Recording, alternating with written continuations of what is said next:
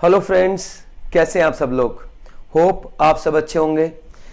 Friends, आज मैं जिस चैप्टर को रिवाइज करवाने वाला हूं ना, उस चैप्टर का नाम है डिडक्शन। क्या नाम है उस चैप्टर का? डिडक्शन। कौन सी डिडक्शन? डिडक्शन दो तरह की होती है मेरे दोस्त। एक वो जो चैप्टर वाइज मिलती है, जैसे इनकम फ्रॉम सैलरी में डिडक्शन मिलती है सेक्शन 16 में, हाउस प्रॉपर्टी में डिडक्शन मिलती है 24 में, पीजीबीपी में तो डिडक्शन ही डिडक्शन है, कैपिटल गेन में मिलती है, अदर सोर्स में मिलती है। वो वाली डिडक्शन नो। मैं जिस डिडक्शन को आज शुरू करने वाला हूं वो है under section 80 capital C to 80 capital U. Deduction under section 80 C to 80 U, also known as chapter 6A deduction. ये डिडक्शन सैलरी चैप्टर में से मिलती है ऐसा नहीं है। ये डिडक्शन मिलती है ग्रोस टोटल इनकम में से। सैलरी का सैलरी में से जो डिडक्शन मिलती है वो माइनस करने के बाद जो बचेगा, हाउस प्रॉपर्टी का हाउस प्रॉपर्टी में डिडक्शन माइनस करने के बाद जो बचेगा, पीजीबीपी का पीजीबीपी में डिडक्शन माइनस करने के बाद जो बचेगा, कैपिटल गेन का कैपिटल गेन में डिडक्शन माइनस करने के बाद जो बचेगा, इनकम फ्रॉम अदर सोर्स का अदर सोर्स में से माइनस करने के बाद जो बचेगा, total is known as gross total income. 5 heads के टोटल को बोलते हैं ग्रोस टोटल इनकम। फिर 2 एडजस्टमेंट होती है, एक सेट ऑफ कैरी फॉरवर्ड की और एक क्लबिंग ऑफ इनकम की। फिर हम बोलते हैं ग्रोस टोटल इनकम। पहले 5 हेड्स, फिर 2 adjustment, set off and carry forward, clubbing of income, and then finally बचता है ग्रोस टोटल इनकम। और वहां से माइनस होती है deduction under section 80C to 80U, also known as chapter 6A deduction. देखो, चैप्टर वाइज डिडक्शन मैंने आपको बता दिया, सैलरी, हाउस प्रॉपर्टी एटसेट्रा। ये जो 80C टू 80U है, ये मिलती है ग्रोस टोटल इनकम में से। इनकम फ्रॉम सैलरी आ गया, हाउस प्रॉपर्टी आ गया, पीजीबीपी आ गया, कैपिटल गेन आ गया, अदर सोर्स आ गया, ग्रोस टोटल इनकम। देन यहां से माइनस होता है less deductions under section 80C to 80U, and that is final is known as total income. और इस टोटल इनकम को ना एक और नाम से भी जाना जाता है, दैट इज टैक्सेबल इनकम। इसे आप टैक्सेबल इनकम भी कह सकते हैं। Taxable income. Example 1, suppose salary 5 lakh, house property 6 lakh और कोई इनकम नहीं है मेरे पास, तो मेरा ग्रोस टोटल इनकम 11 लाख। मैंने 80C टू 80U को अलग से कैलकुलेट किया और जो deduction under section 80C to 80U था वो मेरा बना 16 लाख। बताइए प्लीज क्या होगा, वेदर 16 लाख माइनस होगा और आंसर नेगेटिव में आएगा, या मैक्सिमम 11 लाख माइनस होगा और आंसर 0 आएगा। आंसर है 11 लाख और टोटल इनकम आएगी 0। Crux, deduction under section 80C to 80U can never exceed gross total income. जो 80C टू 80U का डिडक्शन है वो कभी भी ग्रोस टोटल इनकम से ज्यादा नहीं हो सकता। एग्जाम्पल नंबर 2, सपोज सैलरी है 5 lakh, house property 6 lakh, short term capital gain under section 111A। आपको याद होगा short term capital gain under section 111A क्या होता है? 3 लाख। ये आ गया 14 लाख, ग्रोस टोटल इनकम है 14 लाख। यहां से माइनस होगा 80C टू 80U 16 लाख। ओ 16 लाख नहीं हो सकता, कितना मैक्सिमम माइनस हो सकता है? 14 लाख। नो, देखिए short term capital gain 111A वाला जो होता है उसमें से 80C टू 80U का डिडक्शन नहीं मिलता, उसको 80C टू 80U के डिडक्शन के लिए यूज नहीं किया जाएगा। मतलब 5 और 6 11, इसको तो देखना ही नहीं है, तो मैक्सिमम डिडक्शन मिलेगी 11 लाख और जो 3 लाख बचेगा that will be your total income. Crux, deduction under section 80C to 80U shall not be allowed from short term capital gain under section 111A। देखो लॉजिक क्या है, जो short term capital gain 111A होता है ना, this is taxable at concessional rate. ये already जो taxable है एक कंसेशनल रेट पर टैक्सेबल है, एंड दैट इज 15%। तो this income is taxable at concessional rate at the rate of 15%। सही है ना? आ रहा समझ? तो ये इनकम 15% कंसेशनल रेट पर टैक्सेबल है। जब हमने आपको इतना अच्छा कंसेशनल रेट दे दिया, आप कितने भी अमीर क्यों ना हो, आपकी इनकम भले ही 30% के स्लैब में जाती हो, लेकिन ये वाली इनकम आपकी 15% पे टैक्स करेंगे, तो फिर हम आपसे एक बेनिफिट छीन लेंगे। और वो बेनिफिट ये है कि हम आपको 80C to 80U का डिडक्शन इस वाली इनकम में से माइनस नहीं करने देंगे। प्लीज टेल मी आपको ये पॉइंट समझ में आया या नहीं आया? Okay, example number 3, salary 5, house property 6, long term capital gain 3, 14 lakh. यहां पर भी आपको 80C to 80U की डिडक्शन 16 लाख है, पर मिलेगी 11 lakh. Reason, long term capital gain में से भी 80C to 80U का डिडक्शन नहीं मिलता, और लॉजिक बिल्कुल सेम है, क्योंकि लॉन्ग टर्म कैपिटल गेन भी कंसेशनल रेट पे टैक्सेबल होता है, दैट इज 20%। That is 20%। ये 20% पे टैक्सेबल होता है, इसलिए यहां भी डिडक्शन नहीं मिलती। तीसरा है salary 5 lakh, house property 6 lakh, lottery 3 lakh, total आ गया 14 लाख। लॉटरी इनकम में से भी डिडक्शन नहीं मिलती। इसका मतलब यहां पे लॉजिक क्या है, लॉटरी इनकम वैसे तो फ्लैट 30% पे टैक्सेबल होता है, बट इसमें से डिडक्शन क्यों नहीं मिलती? क्योंकि गवर्नमेंट इसे डिमोरलाइज करती है कि लॉटरी इनकम को वो कैजुअल इनकम मानती है और इसे वो इसको मोटिवेट नहीं करती, इसलिए वो लोग लॉटरी इनकम में से किसी प्रकार का कोई डिडक्शन नहीं देते। हालांकि ये अच्छे खासे रेट पर टैक्सेबल होती है, तो 30% पे टैक्सेबल होती है। भले ही आपकी इनकम कितनी भी कम क्यों ना हो, तो भी आपको लॉटरी वाली इनकम पर तो 30% ही टैक्स देना पड़ेगा। हाँ जी, अब मैं आगे चलूंगा रेट्स के अंदर। प्लीज याद रखना फ्रेंड्स, मैं आप लोगों को रिवाइज करवा रहा हूं, मैं आप लोगों को मेन क्लास नहीं ले रहा हूं। जब मैं मेन में पढ़ाता हूं तो बहुत धीरे धीरे और बड़े आराम से पढ़ाता हूं, लेकिन अभी हम रिवाइज के मूड में हैं, जल्दी जल्दी करना है एग्जाम पर्पज के लिए। रेट्स जो होते हैं इनकम टैक्स में, वो नॉर्मली इनकम टैक्स में गिवन ही नहीं होते, they are given in the finance act. कुछ ऐसे रेट हैं जो स्पेशल रेट है, वो इनकम टैक्स में गिवन होते हैं। जैसे स्लैब रेट तो फाइनेंस एक्ट में होता है, हर साल 28 फरवरी को बजट आता है, बजट में फाइनेंस बिल आता है, वो बिल जब लोकसभा और राज्यसभा से पास हो जाता है और उस पर प्रेसिडेंट की असेंट मिल जाती है, तो वो बिल बन जाता है एक्ट, और उसमें लिखे होते हैं कि रेट क्या लगेंगे, टैक्स कितने % लगेगा। लेकिन कुछ ऐसे रेट हैं जो स्पेशल रेट होते हैं और वो इनकम टैक्स एक्ट में ही लिखे होते हैं। जैसे short term capital gain 111A अभी डिस्कस किया था हमने, 15%, long term under section 112 20%, lottery under section 115BB 30%। इनके रेट है 15%, 20% और 30%। डिडक्शन 80C to 80U इन तीनों में से नहीं मिलती, इन तीनों में से नहीं मिलती। Shifting is allowed only for residents. अच्छा, शिफ्टिंग का मतलब क्या होता है अभी आपको थोड़ी देर में पता लगेगा, जब मैं शिफ्टिंग वाले पॉइंट पे आऊंगा तब बताऊंगा आपको। लेकिन शिफ्टिंग अलाउड होती है only for resident, short term में अलाउड है, लॉन्ग टर्म में अलाउड है, लॉटरी में तो शिफ्टिंग अलाउड भी नहीं है। मतलब शिफ्टिंग क्या होती है अभी आप इस बात को छोड़ दो, लेकिन एक बार के लिए याद कर सकते हो दो बातें, कि शिफ्टिंग जो होती है वो सिर्फ रेजिडेंट को मिलती है, और वो लॉन्ग टर्म और शॉर्ट टर्म दोनों में से किसी में से भी मिल सकती है, लेकिन लॉटरी में से शिफ्टिंग अलाउड नहीं होती। आइए प्लीज हम शुरू करते हैं अपना पहला section, deduction under section 80C। Deduction 80C शुरू करने से पहले हमने थोड़ी बहुत बातें याद कर ली हैं, समझ ली हैं। Like deduction 80C to 80U gross total income से ज्यादा नहीं हो सकती। Deduction 80C to 80U 3 income में से नहीं मिलती, उन 3 इनकम के स्पेशल रेट्स होते हैं एंड ऑल।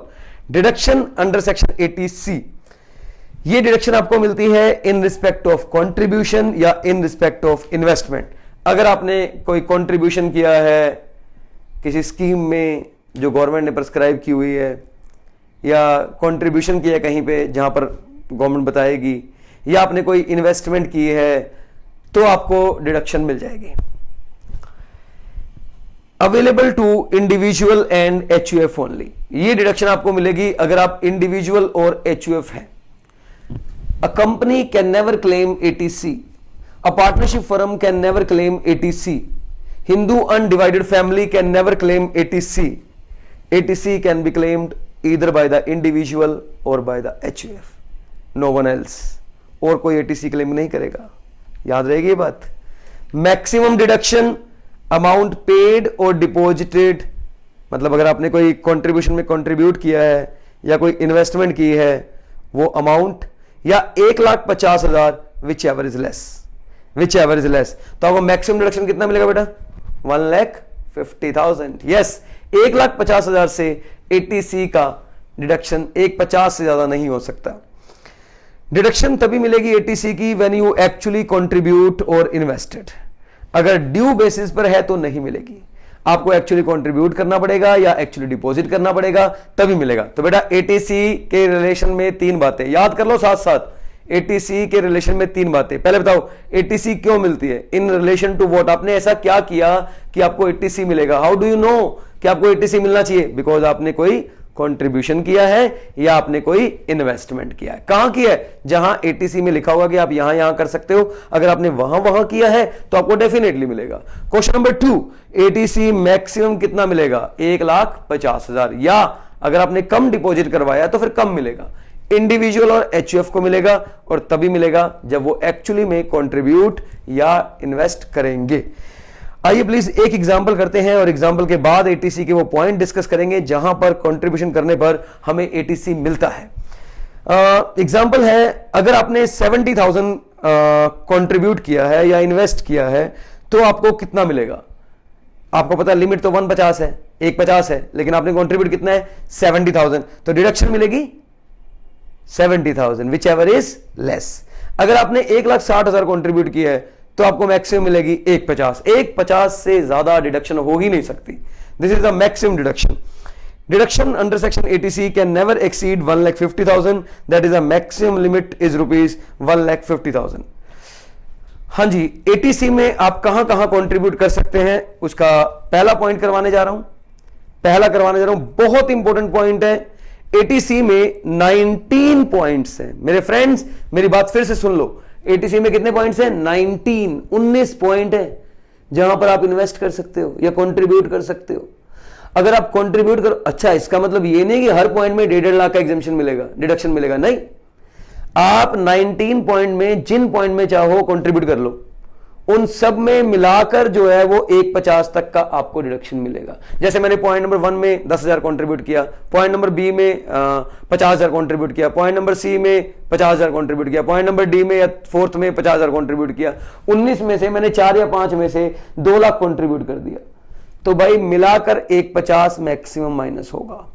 पहला पॉइंट करने जा रहा हूं, लाइफ इंश्योरेंस प्रीमियम। मेरी बात ध्यान सुनना, सबसे टेक्निकल पॉइंट है life insurance premium. Life insurance premium government motivate करती है कि आप एलआईसी में पैसा लगाइए और हम आपको डिडक्शन देंगे। गवर्नमेंट चाहती है हर बंदे ने क्या करवाया हुआ हो, एलआईसी। एलआईसी इंडिविजुअल अगर करवाएगा तो जो वो प्रीमियम पे करेगा एलआईसी का, उसकी उसे डिडक्शन मिलेगी। हाँ जी, एलआईसी में हम क्या पे करते हैं, प्रीमियम, तो प्रीमियम की क्या मिल जाएगी, डिडक्शन।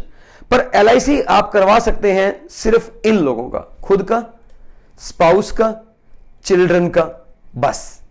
अगर आपने आप फादर या मदर का एलआईसी करवाया है तो आपको एटीसी में डिडक्शन नहीं मिलेगा। बड़े दुख की बात है, लेकिन नहीं मिलेगा। Law is law. लेकिन अगर आप एज ए एचयूएफ असेसी हो तो आप अपने किसी भी फैमिली मेंबर का, एचयूएफ के मेंबर का एलआईसी करवा सकते हो, आपको डिडक्शन मिल जाएगा। प्लीज टेल मी, एलआईसी किस किस का करवाया जा सकता है, हिमसेल्फ, स्पाउस, चिल्ड्रन। चिल्ड्रन में भी dependent, may be non dependent, may be married, may be unmarried, इन सब का। लेकिन पेरेंट्स का अलाउड नहीं है। चिल्ड्रन की वाइफ का यानी चिल्ड्रन के स्पाउस का भी अलाउड नहीं है, ओनली चिल्ड्रन का, खुद का, खुद, बीवी, बच्चे, बस। और अगर आप एचयूएफएसएससी हैं तो किसी का भी करवा सकते हैं। डिडक्शन आपको मिलेगी amount of life insurance premium paid but subject to 10% of capital sum assured.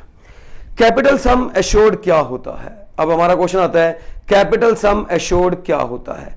Friends, जब हम इंश्योरेंस करवाते हैं तो एक एश्योरेंस मिलता है कि डेथ के बाद इतना पैसा वापस मिलेगा, उसे बोलते हैं कैपिटल सम एश्योर्ड।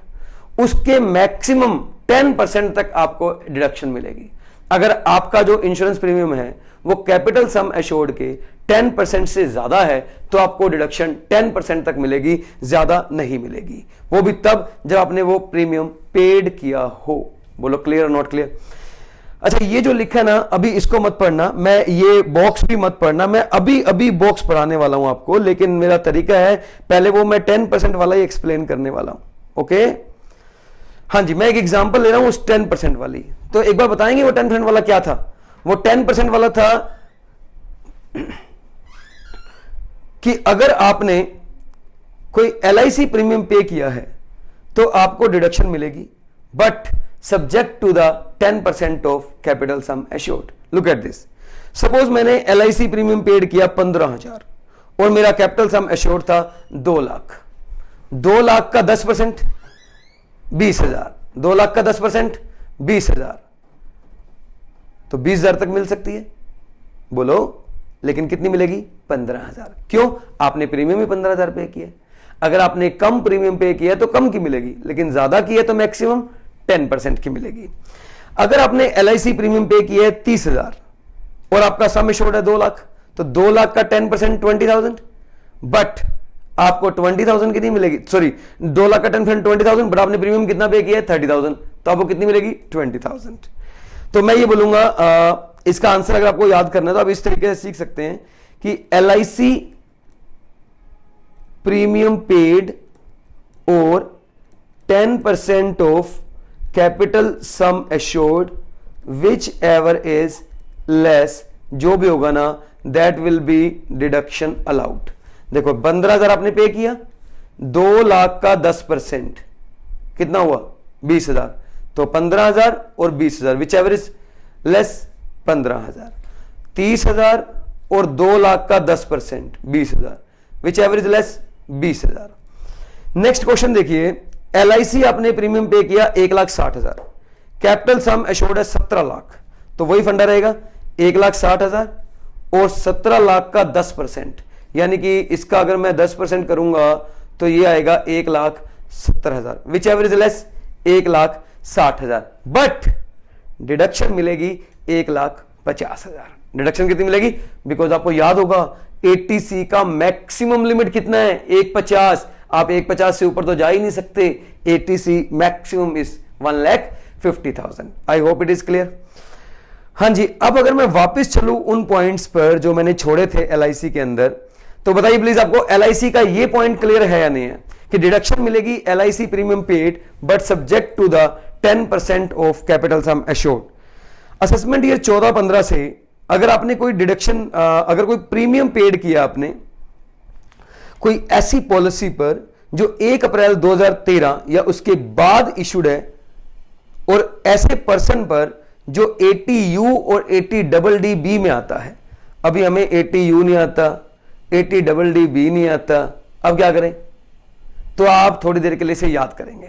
जब आपको 80U और 80DDB आ जाएगा तो आप सीख लेना।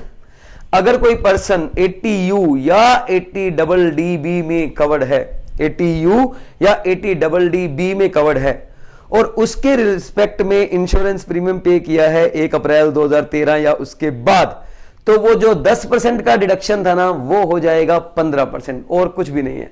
वो जो कैपिटल सम एश्योर्ड को हम 10% तक सब्जेक्ट टू करते हैं, वो जाएगा 15% तक। इसके अलावा पॉलिसी अगर अप टू 12 तक इशूड है, मतलब पॉलिसी पुरानी है, वो 12 तक इशूड है, तो 20% था पहले। अब ये तो क्वेश्चन में देखना पड़ेगा, कुछ नहीं लिखा हुआ तो हम 10% करेंगे, बिकॉज लेटेस्ट अमेंडमेंट तो 10% है। लेकिन पॉलिसी 12 या उससे पहले की इशूड है, मार्च 12 से, तो पहले 20% था, वही चलेगा। अगर पॉलिसी 1 अप्रैल 2012 के बाद की इशूड है तो 10%, जैसे मैंने आपको बताया। और अगर पॉलिसी 1 अप्रैल 2013 या उसके बाद है लेकिन 80U और 80DDB वाली है, तो वो 15% रहेगा। हाँ जी, LIC प्रीमियम आपको समझ में आया या नहीं आया? Please tell me, LIC premium is clear और नॉट क्लियर? ये मैंने एक पॉइंट करवाया है, ऐसे 19 पॉइंट्स हैं, और जब हम 19 पॉइंट कवर करेंगे ना, तब हम बोलेंगे हमारा ATC कंप्लीट हो गया। तो इसके बाद पहला पॉइंट क्लियर हो गया। चलिए, इसके बाद सेकंड पॉइंट में क्या है, अगर कोई एम्प्लॉय